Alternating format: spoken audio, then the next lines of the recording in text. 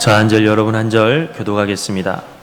여호와께서 이와 같이 내게 이르시되 너는 가서 뱃띠를 사서 내 허리에 띠고 물에 적시지 말라 하시기로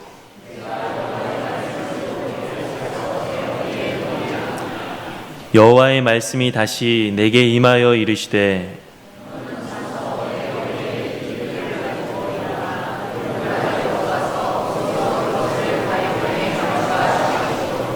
내가 여호와께서 내게 명령하신 대로 가서 그것을 유브라데 물가에 감추니라.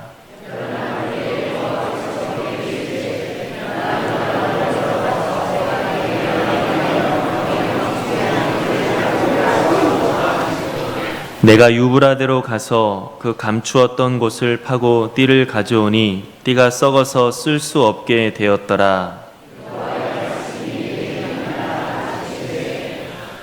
여호와께서 이와 같이 말씀하시니라. 내가 유다의 교만과 예루살렘의 큰 교만을 이같이 썩게 하리라.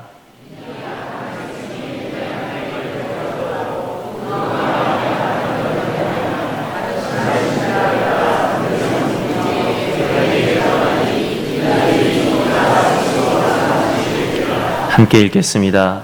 여호와의 말씀이니라. 띠가 사람의 허리에 속함같이 내가 이스라엘 온 집과 유다 온 집으로 내게 속하게 하여 그들로 내 백성이 되게 하며 내 이름과 명예와 영광이 되게 하려 하였으나 그들이 듣지 아니하였느니라. 아멘. 명절 앞두고 몸과 마음이 분주하시고 바쁘시죠? 뒤로 하고 예배하러 나오신 여러분 모두에게 주님의 평안과 행복이 넘쳐나시기를 주님의 이름으로 축원합니다. 명절이 되면 흩어지는 교회가 있고 명절이 되면 모여오는 교회가 있는데 우리 교회가 몇 년 전까지만 해도 많이 흩어졌어요. 젊은 분들이 많아서 고향 친지 흩어졌거든요.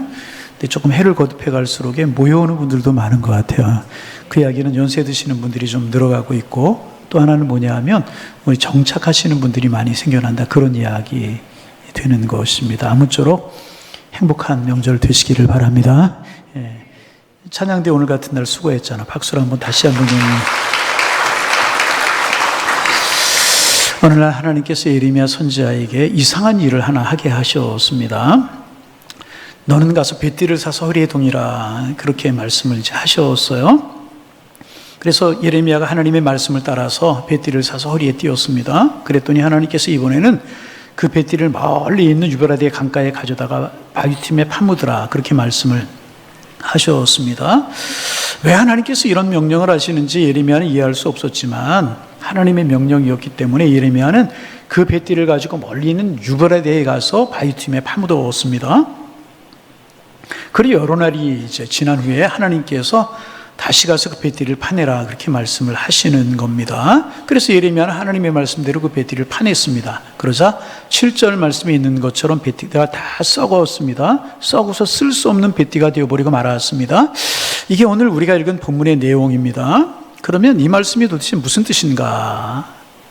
여러분, 이 하나님의 말씀인 성경은 한 구절도 여러분 의미 없이 기록된 구절이 없습니다. 이 속에 하나님께서 우리에게 말씀하시고자 하신 하나님의 마음이 담겨져 있는 것입니다. 그러면 하나님께서 이 뱃띠 이야기를 통해서 우리에게 하고자 하시는 말씀이 무엇인가? 뱃띠를 허리에 동여라, 가서 묻어라, 가시 파내라, 이게 도대체 무엇을 말씀하시는 거? 그리고 다 썩었다, 도대체 무엇을 말씀하시는 것인가 하는 것입니다. 여러분, 영적인 교훈이 몇 가지가 있어요. 첫째는 뭐냐 하면 저나 여러분들이나 우리 모두는 하나님 앞에서 뱃띠처럼 소중한 존재들이라는 것입니다. 여러분, 뱃띠라고 할 때 배라고 하는 말은 세마포라고 다른 성경의 번역이 되기도 합니다. 세마포는 아주 좋은 천을 말하는 것입니다. 그리고 그것으로 띠를 만들어 허리에 두르는 것이 뱃띠였었습니다. 그러므로 이 뱃띠는 제사장들이 에봇을 입고 나서 그 위에 두르는 허리띠와 같은 것이었다고 학자들은 그렇게 이야기를 합니다. 제사장이 하나님 앞에 제사를 나갈 때 목욕제기를 하지 않습니까? 그리고 옷을 입어요. 그리고 머리에 관을 씁니다. 그리고 맨 위에 이제 제사장들이 입는 에봇을 걸치게 됩니다. 그리고 그 의복에 띠를 띄어서 의복을 도며 매는 것, 이것이 뱃띠였다 하는 것입니다. 그러므로 뱃띠는 하나님 앞에 나아가는 제사장의 허리를 동이는 대단히 거룩하고 아주 소중한 것이 뱃띠였었습니다. 지금 하나님께서 예레미야에게 주신 이 말씀에서 벳띠는 유다 백성들을 상징하고 있습니다. 유다 백성들아, 너희는 벳띠처럼 소중한 존재다, 이런 말씀을 하고 계시는 것입니다. 그리고 유다 백성만이 아니라 동시에 저와 여러분을 상징하고 계시는 것입니다. 무슨 말인가? 벳띠가 소중하고 고귀한 것처럼 저나 여러분이나 유다 백성들 모두가 하나님 앞에서 소중한 사람들이라고 하는 사실을 말씀하고 있는 것입니다. 그러면 저나 여러분 유다 백성들이 왜 하나님 앞에 소중한 사람들인가 한 것입니다. 먼저는 하나님께서는요, 우리를 최고의 걸작품으로 창조하셨습니다. 여러분, 세상에 아름다운 것들이 많잖아요. 꽃들 보세요. 얼마나 아름다운 게 많아요. 짐승들 보세요. 얼마나 아름다운 짐승들이 많고 얼마나 힘센 것들도 많이 있습니까? 그러나 여러분, 하나님의 형상대로 지음받은 존재는요, 우리 인간밖에 없는 것입니다. 우리 창세기 1장에 보면 우리 인간들은요, 하나님의 형상대로 지음바가 되었습니다. 그래서 하나님과 교제하고 하나님의 말씀에 응답하고 하나님 앞에 예배드릴 수 있는 존재는요, 오직 하나, 사람밖에는 없는 것입니다. 우리 안에 고귀한 영혼이 있고요, 하나님의 파트너가 될 수 있도록 지음받은 소중한 존재가 바로 우리라는 것입니다. 그래서 하나님께서는요, 우리 안을 교제하기를 원하시고요, 우리에게 응답하기를 원하시는 분이신 것입니다. 여러분, 여리고성 앞에 앞을 보지 못하는 시각장애인 한 사람이 있었어요. 예수님이 지나가신다는 소문을 들었어요. 그리고 소리 높여서 주님을 부릅니다. 다윗의 자손 예수여, 나를 불쌍히 여기셔서 막 소리를 지릅니다. 사람들이 시끄럽다고 그를 꾸짖었지만 우리 주님은 지나가시다 그 소리를 들으시고요, 걸음을 멈춰 서셨어요. 그리고 그를 내게로 데려오라 하시고 그의 눈을 뜨게 해 주셨어요. 여러분, 이 말씀 읽을 때마다 가슴이 찡해옴을 느끼게 됩니다. 만약 그 불쌍한 시각장애인이 나였다라고 하면, 그래서 내가 목소리를 높여서 주님을 찾았는데 주님이 그냥 지나가셨다면 나는 어떻게 되는 것일까? 그런데 주님이 걸음을 멈춰 서셔서 우리를 부르셨기 때문에 내가 하나님의 자녀가 되었다. 그리고 이 시간 거룩한 예배 자리에 있구나, 말씀을 전하고 말씀을 듣는구나, 얼마나 감사한 것이니. 그리고 부족하지만 우리를 하나님의 나라와 하나님의 의를 위한 사역자와 동역자로 부르셨다는 것, 얼마나 감사한지 모르겠습니다. 하나님 우리를 그렇게 소중하게 여겨주십니다. 우리는 하나님의 소중한 존재라고 하는 것이, 벳띠처럼 소중한 존재라고 하는 것이 이 말씀을 통해 주시는 첫 번째 교훈인 것입니다. 그뿐이 아닙니다. 우리가 소중한 존재만이 아니라 하나님께서는요, 우리를 늘 보살피시고 함께 해주시는 사랑의 주님이시라는 것입니다. 여러분, 시편 8편 4절에 보면 이런 이야기가 있어요. 사람이 무엇이기에 주께서 그를 생각하시며 인자가 무엇이기에 주께서 그를 돌보시나이까 라고 하는 말씀이 있습니다. 여기 사람이 무엇이기에 라고 하는 이 말은요, 우리가 무슨 볼품이 있기에 라고 하는 뜻인 것입니다. 하나님, 나는 형편없는 존재입니다. 죄인입니다. 내세울 만한 것이라고 하는 아무것도 없는데 도대체 우리가 무엇이기에 그런 나를 하나님께 생각해 주시고 우리를 돌보시고 사랑하시고 여기까지 인도해 오셨습니까? 이런 고백인 것입니다. 여러분, 그렇잖아요. 이스라엘 백성들을 출애굽시켜 주셨어요. 종생활하던 그들을 출애굽시켜 주셨어요. 메마른 광야길을 지날 때 만나의 메추라기로 그들을 먹여주셨고 구름기둥과 불기둥으로 그들을 인도해 주셨습니다. 마찬가지로 너희들 내가 지키시고 인도할 것이다. 여러분, 그런 유다 백성들, 이스라엘 백성들만 그렇습니까? 아니라는 것입니다. 우리 여기까지 오기까지 하나님 우리를 먹이시고 입히시고 구름과 불기둥처럼 우리와 동행해 주셔서 이 자리에 있게 되었는 줄로 믿습니다. 이 모든 것이 말할 수 없는 하나님의 은혜인 것입니다. 그래서 여러분 꼭 기억하시길 바랍니다. 하나님 앞에서는요, 천한 사람 아무도 없어요. 하나님 앞에서는요, 버려져야 좋을 사람 한 사람도 없는 것입니다. 그러므로 나 스스로를 못난 이로 이기고 내 인생을 스스로 폄하하고 내 생명을 겸량하고 내 존재를 싸구려처럼 여기며 사는 죄를 범해서는요, 절대로 안 되는, 그건 죄입니다. 고귀한 벳띠처럼 우리는 하나님 앞에서 소중한 존재인 줄로 믿습니다. 이야기가 들려주는 첫 번째 교훈, 우리는 소중한 존재이고요, 하나님이 우리와 함께해 주신다는. 두 번째 이야기를 통해 들려주시고자 하시는 하나님의 마음이 있어요. 무엇인가? 벳띠가 이렇게 소중한 존재이지만 이 벳띠가 자기가 있어야 할 자리를 떠나면 추해지고 비참해지게 된다는 것입니다. 벳띠는 사람들이 허리춤에 묶여 있을 때 고귀하지만 허리춤에서 떨어져 나가게 되면 그 순간부터 쓸모없는 존재가 되는 것처럼 우리 사람도 그러하다는 것입니다. 여러분, 하나님의 명령을 따라 예레미야가 벳딜을 유보라 땅에 강가에 묻었다가 다시 파냈을 때 어떻게 되었습니까? 썩어서 쓸모없이 되어버리고 말았어요. 우리 사람도 그렇다는 것입니다. 사람의 허리춤을 빗대가 떠나는 순간에 쓸모없게 되고 있어서는 안 되는 곳에 파묻히는 순간 썩어서 쓸모없게 되어버린 것처럼 사람이 아무리 고귀하고 소중한 존재라고 할지라도 있어야 될 곳에 있지 못하고 자기 자리를 벗어나게 되면 마지막에는 썩는 인생이 될 수밖에, 비참한 인생이 될 수밖에 없다는 것입니다. 그래서 여러분, 우리 인간이요, 평안하고 행복하게 사는 길이 무엇인가? 자기 자리에 있어야 되는 것이라는 거예요. 자기가 있어야 될 자리에 있어야 마음의 평안함을 맛볼 수 있고 행복한 삶을 살아갈 수가 있게 되는 것입니다. 그런데 불행하게 오늘날 현대인들이 다 자기 자리를 잃어버리고 말아요. 소속되어야 될 자리에 소속되지 못한 채로 떠도는 사람들이 얼마나 많은지 모른다는 것입니다. 혹시 여러분 보시거나 기억하시는 분이 계실지 모르겠어요. 영화 중에 디태치먼트라고 하는 영화가 있습니다. 이제 얼기설 철사로 만든 벽이 이렇게 있습니다. 그런데 한 남자가 철망으로 만든 그 학교 담장에 이렇게 매달려 있는 겁니다. 아무도 그에게 다가오지 않고 말을 걸어주는 사람이 없습니다. 그런데 한 사람이 그 학교 다른 선생님이 다가오더니 선생님 안녕하십니까? 별일이 없으십니까? 이렇게 질문합니다. 질문한 선생님도 그 학교 선생님이고 매달려 있는 사람도 그 학교 선생님입니다. 그랬더니 철망에 매달려 있던 이 선생님이 이렇게 대답을 하는 겁니다. 아니 선생님, 제가 선생님의 눈에 보이십니까? 그랬더니 선생님이 보이죠? 제 눈에 보이죠? 그러자 이 사람이 막 기뻐하면서 오 신이시여 감사합니다. 그리고 막 뛰어가는 겁니다. 여러분, 이야기가 무엇을 이야기해 주는 것이겠습니까? 지금까지 선생님은요 늘 담장을 붙들고 거기에 서 있었어요. 그런데 아무도 다가와 주지 않았어요. 아는 채 해주지 않았어요. 그래서 이 사람은 나는 세상으로부터 완전히 잊혀진 투명인간 같은 존재다, 이런 생각을 하고 살았습니다. 아주 심한 외로움이 그를 사로잡았다는 것입니다. 그런가 하면 집에 들어가니까요, 지친 몸으로 학생들과 하루 종일 씨름하다가 지친 몸으로 집에 돌아왔더니 아내가 식탁을 차려주고 반겨 맞아주고 그래야 되는 거 아니겠습니까? 그런데 먹을 것을 달라고 해도 아내는요 텔레비전을 보느라고 리모컨을 손에 들고 눈길도 한 번 안 주는 거예요. 아내들이요 절대로 그런 일이 없기를 원합니다. 아들도 방구석에서 뭘 하는지 아버지가 오셨지만 쳐다보지도 않는 겁니다. 냉장고 문을 열고 주섬주섬 먹을 것을 챙겨 먹고 학교에서 아이들 시험지를 채점하던 거를 채점하지 못해 집에 와 책상에 앉아서 시험 채점을 하려고 하는데 한 장, 두 장 넘게 채점을 하는데 어떤 녀석이 당신은 형편없는 선생입니다, 이렇게 써놓은 거예요. 욕을 막 답안지에다 써놓은 거예요. 가만히 이 사람이 보고 앉아 있다가 그런 생각한, 그래 내 인생은 정말 내 말처럼 형편없다, 내 말이 맞다, 그리고 만점 점수를 주는 겁니다. 여러분, 얼마나 이거 비참한 이야기.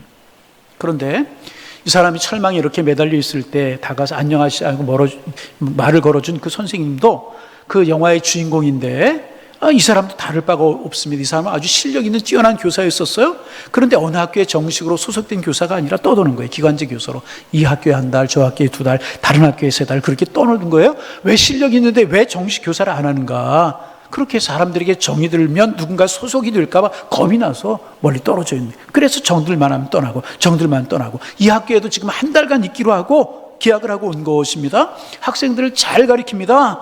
그래서 문제투성이고 방황하는 학생을 잘 도덕이고 꾸중도해서 바로잡아가는 유능한 선생님이었습니다. 그런데 적당히 거리를 두는 거예요. 적당히 거리를. 더 이상 학생들이 가까이 다가가지 않는 것입니다.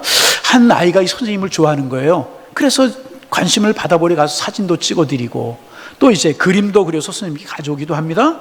선생님과 대화하고 싶고 위로를 받고 싶어 합니다. 그런데 이 주인공 선생님은 상담도 하고 아이들과 대화도 하지만 어느 정도가 되면 밀쳐내는 거예요. 밀쳐내는 거예요. 이렇게. 절대로 마음을 열지 않는. 왜 이 선생님이 이렇게 되었을까? 상처가 마음속에. 어렸을 때 어머니가 약물 과다복용으로 돌아가신 거예요. 그 후에 가정이 풍지박산이 되고 말았어요. 그래서 그 마음속에 씻을 수 없는 상처가 남아서 그 상처에서 벗어나지 못하고 있는 거예요. 차를 타고 가다가 혼자 통곡도 하고 제정신이 아닌 것처럼 합니다. 그런데 여러분, 이 영화의 마지막에 어떻게 되는 줄 아십니까? 선생님에게 관심을 받고 있던 그 학생이 자살을 해요. 그리고 그 교실 아이들 하나도 없고요.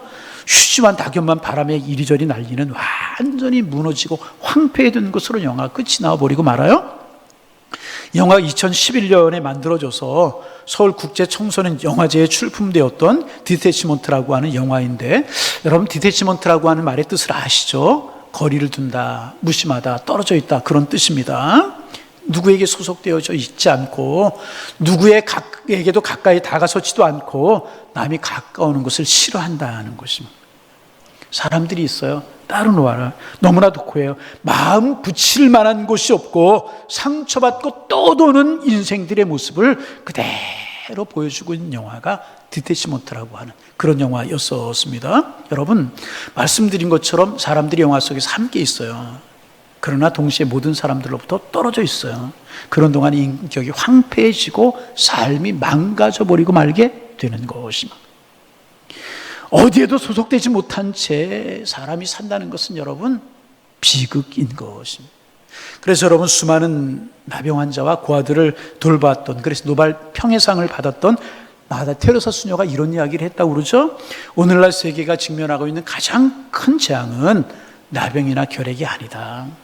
오늘날 세계가 직면한 가장 큰 재앙은 소속되지 못했다는 고통스러운 느낌이다. 그래서 외로움이라는 것입니다.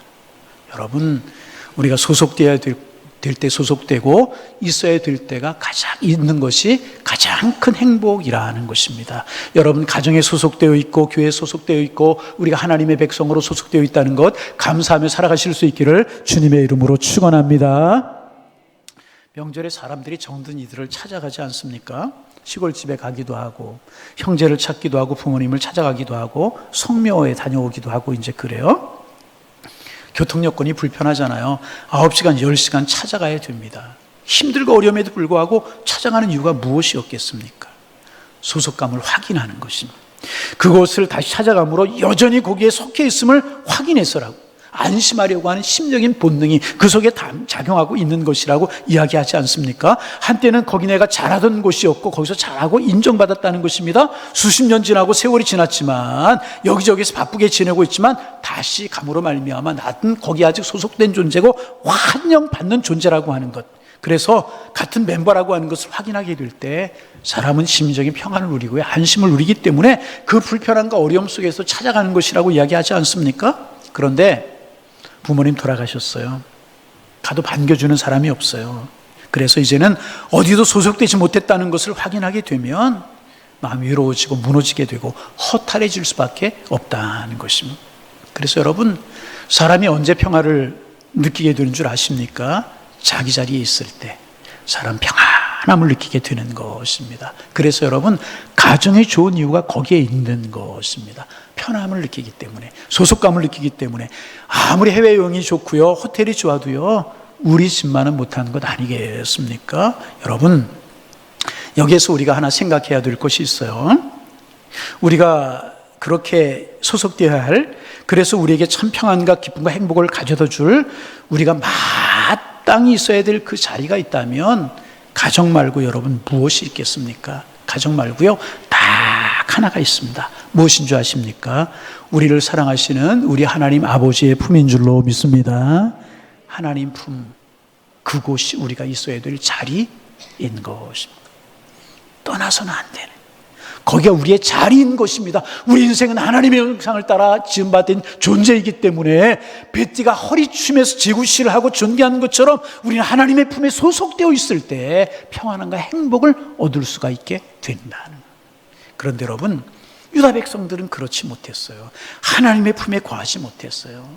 예레미야가 이 말씀을 전하던 그 당시 유다 백성들은 하나님의 품을 떠나버리고 말았어요. 그리고 우상에게로 달려가고 우상에게로 몰려갔어요. 그리고 그들은 마치 썩은 뱃띠처럼요, 그들의 삶은 황폐해졌고요, 나약해져서요, 바벨론이라고 하는 나라의 포로가 되어서 말할 수 없는 고난을, 썩은 뱃띠처럼 어려움을 당할 수밖에 없는 존재들이 되어버리고 말았다. 유브라데 강가로 다 끌려갔어요. 그 유브라데 강가에 뱃띠가 묻혀서 썩었던 것처럼 이스라엘 백성들이 포로로 끌려가서 70년 동안 모진 포로 생활을 경험하지 않습니까? 예? 뱃띠가 이렇게 자기 자리를 떠나면 그런 것처럼 너희들이 이렇게 끌려가게 될 것이다. 하나님을 떠나고 너희들이 있어야 될 하나님을 떠났기 때문에 너희가 이렇게 될 것이다 라고 하는 사실을 암시해 주고 있는 것이고요. 이 말씀처럼요, 이스라엘 백성들은 그렇게 되어버리고 말았다는 것입니다. 그래서 여러분, 우리 여기에서 물어야 될 질문이 있어요. 그러면 나는 그 하나님의 품에 속해 있는가? 하나님 품 안에 있는가? 그렇지 못하고 하나님의 품을 떠났는가? 이렇게 한번 우리는 물어봐야 될 것입니다. 여러분, 어떠십니까? 여러분은 하나님 품 안에 속해 있으십니까? 아니면 확신력 오락가락 하시지 않아요? 여러분, 하나님의 품 안에 거하시는, 그래 진정한 평안을 누리며 살아가시는 하나님의 사람들 되시기를 주님의 이름으로 축원합니다.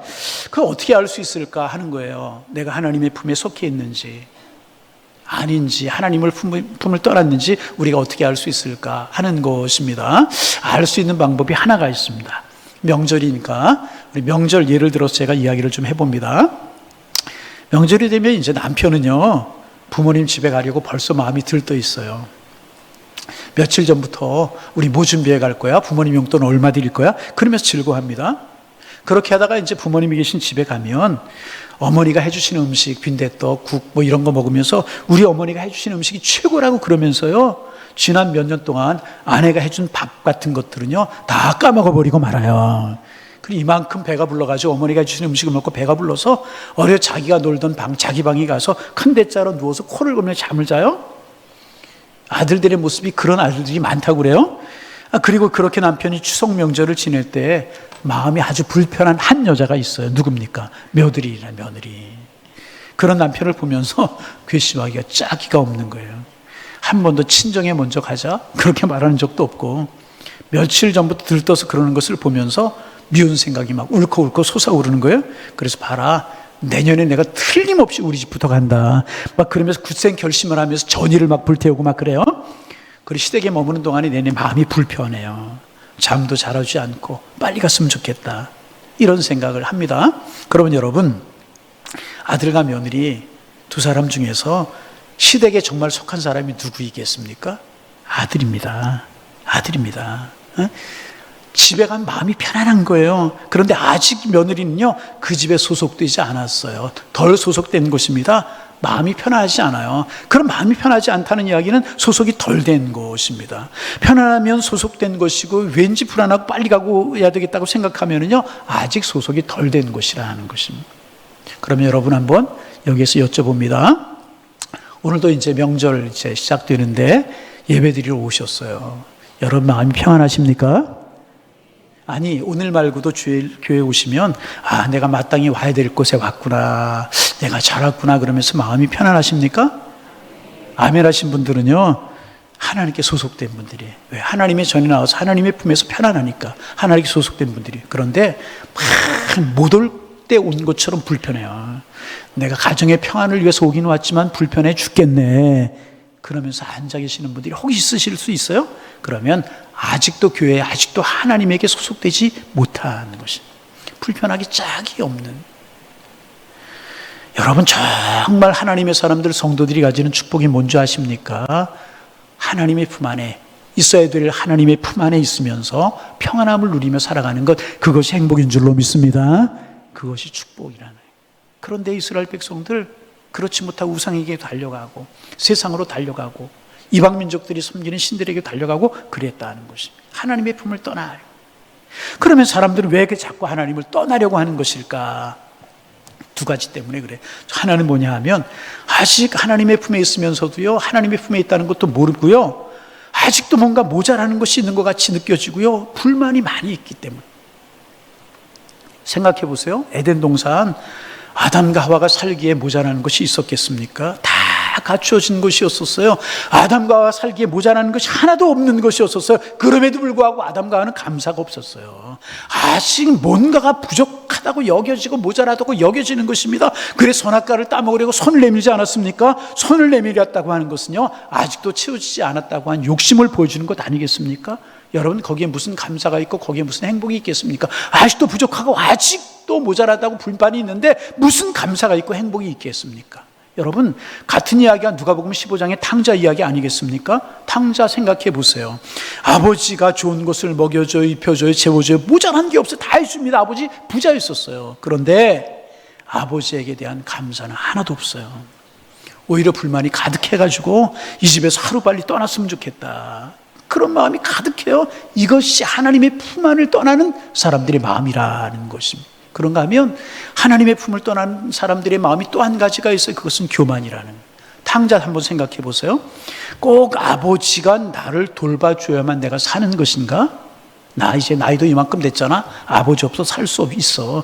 내 유산 받아가지고 와야지. 그리고 사업도 잘해, 재산도 불려야지. 나도 잘할 수 있어. 이렇게 해서 떠나게 된 거 아니겠습니까? 이게 바로 교만이라는 교만.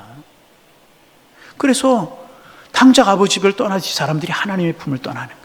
유다 백성들을 떠나고 현대인도 떠나고 그러는 거예요. 그런데 여러분, 그 교만이 어떻게 되었나요? 아버지의 집을 떠난 그 교만이 어떻게 되었나요? 돼지가 먹는 쥐업 열매도 못 먹는 신세가 되어버리고 말았고요. 산산조각 그의 삶이 나버리고 말았어요. 아무것도 그의 삶에서 남는 것이 없게 되어버리고 말았다는 것입니다. 이게 여러분 바로 하나님을 떠난 인생의 모습이 교만한 마음이라. 여러분, 탁월한 거 재주 탁월함인데요, 탁월한 사람도 자기의 주주를 믿었기 때문에 교만하기 쉽습니다. 그런데 교만은 배띠가 썩듯이요 다 썩어버리고 마는 것입니다. 그래서 여러분, 화면에 9절 10절이 떠질 텐데 9절 10절 말씀을 여러분 소리내서 같이 한번 읽어봅니다. 읽습니다. 여호와께서 이같이 말씀하시니라. 내가 유다의 교만과 예루살렘의 큰 교만을 이같이 썩게 하리라. 이 악한 백성이 내 말을 듣기를 거절하고 그 마음이 완악한 대로 행하며 다른 신들을 따라 그를 섬기며 그에게 절하니 그들이 이 띠가 쓸 수 없음 같이 되리라. 그들이 교만했다는 거예요. 그래서 자기들이 있어야 될 하나님의 자리, 하나님의 품을 떠나서 이방신들을 따라서 바알을 따라 섬기고 이방신이 섬긴 아세라를 따라 가버리고 다 말았다는 것입니다. 목마른 사람이 샘으로 가야 물을 마실 수 있는데, 목마른 사람이 샘으로 가지 않고 광야로 가는 것은 어리석은 일인데, 이 유다 백성들 하나님 품에서 진정한 평안함을 누릴 수 있는 것인데 다 떠나버리고 배띠가 쓸모없는 존재가 된 것처럼 쓸모없는 존재가 되어버리고 말았다는 것입니다. 그래서 하나님은요, 유다 백성들을 당신의 허리춤의 띠처럼 품고 그 자리에 유다 백성들이 있기를 원하며 그 자리에 행복을 누리며 살아가기를 원하셨다는 것입니다. 그런데 유다 백성들 하나님의 말씀 듣지 않았어요. 11절 말씀 화면에 뜰 텐데 우리 다시 한번 같이 읽어봅니다. 여호와의 말씀이니라. 네가 사람의 허리띠에 속함같이 내가 이스라엘 온 집과 유다 온 집으로 내게 속하게 하여 그들로 내 백성이 되게 하며 내 이름과 명예와 영광이 되게 하리라 했으나 그들이 듣지 아니하였느니라. 그들을 하나님의 백성 삼으셔서 하나님의 품 안에 두시면서 영광스러운 백성, 복된 백성으로 그들을 삼기를 원하셨지만 그들이 하나님의 말씀 듣지 않고요, 하나님을 떠나버리고 말았다는 거예요. 세상을 향하여 달려가고요, 우상을 향하여 달려가게 되었다는 것입니다. 그 결과 배띠가 썩는 것처럼 바벨론의 포로가 되어서 비참한 신세가 되어버리고 말았다는 것입니다. 여러분, 하나님의 품에 거하시는 하나님의 사람들 되시기를 주님의 이름으로 축원합니다. 하나님의 품을 절대로 떠나지 말고 겸손하게 하나님 은혜 안에서 감사하고 하나님 은혜 안에서 아름답게 살아가야 되게 되는 것이라. 여러분, 주님의 품 안에 영원히 감사하며 행복하게 살아가시는 하나님의 사람들 다 되시기를 주님의 이름으로 축원합니다. 이스라엘 백성들이 베티처럼 하나님의 품을 떠나 썩어버리는 인생이 되어서는 안 될 것이라는 것입니다. 그 중에는 그런 분들이 계실 겁니다. 목사님, 나는요 아직 교회 오면 편안하지 않아요. 시대기간 새색시같이 불편한데 어떻게 하면 좋을까요? 그렇게 이야기하는 분이 있을 수도 있을 것입니다. 한번 따라해 볼까요? 걱정하지 마십시오. 걱정하지 마세요. 여러분, 그 시댁이 그렇게 불편했던 이 며느리, 시간이 지나요. 애 하나 낳고 애 둘 낳아요. 그 아이들이 중학교와 고등학교 가요. 그렇게 되면 이 세댁이요 완전히 시댁 사람이 되어버리고 말아요. 그래서 그 시댁에 가도 그 살림이 자기 살림이 되어버리고 말아요. 점점 더 그 집 안주인이 되잖아요. 그렇잖아요? 그러다가 이 며느리가 나중에 세상을 떠나면 친정산에 묻히는 게 아니라 시댁산에 묻히잖아요. 왜? 시댁 사람이 되었기 때문에 그런 것입니다. 여러분, 교회 처음 나오면 왠지 모르게 낯설고 왠지 모르게 불편하고 내가 하나님께 소속되지 못한 것 같고 불편하고 그렇게 느낄 수 있어요. 그러나 말씀 듣고 기도하고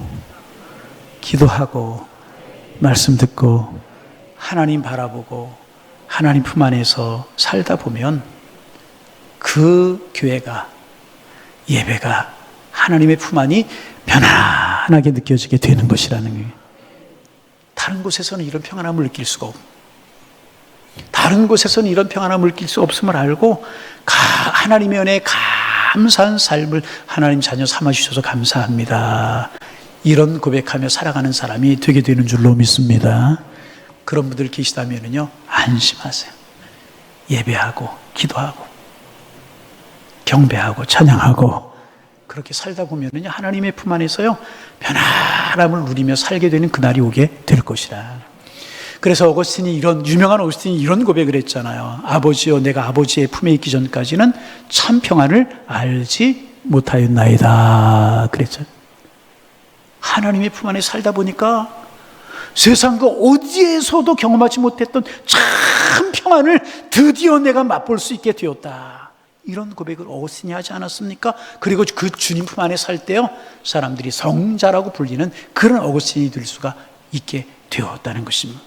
사랑하는 성도 여러분, 고향을 찾고 부모님의 품을 찾는, 형제 친칠을 찾는 이 절기에 여러분, 하나님의 품 안에 거하는 내가 돼야지, 우리가 돼야지, 이런 다짐이 있고 실제로 그런 하나님의 품 안에 살아가시는 여러분들이 되셔서 세상이 주지 못하는 평안함, 어디에서도 얻지 못하는 평안함을 얻고 살아가시게 되시기를 바라고, 정말 허리춤에 있는 뱃띠처럼 하나님의 품 안에서 존귀하게 은혜를 누리며 살아가는 우리 향일의 백성들이, 향일의 성도님들이 다 되실 수 있기를 주님의 이름으로 축원합니다.